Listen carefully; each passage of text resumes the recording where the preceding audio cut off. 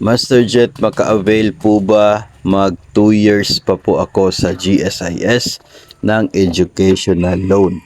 Sa kasalukuyan mga master, ang meron pong available ay ito pong GFAL Educational Loan ni GSIS. Yun pong meron pong total na 10 years term in which 5 years ay period kung saan nag-aaral yung estudyante and the next 5 years ang magiging payment period.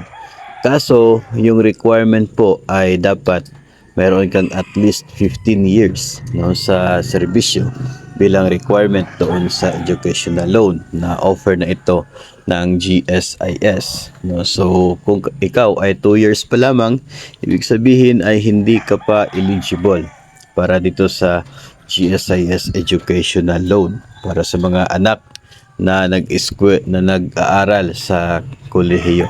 No, so maghihintay pa po ng medyo mahabang panahon kung 2 years ka pa lamang para maging eligible dito sa GSIS educational loan.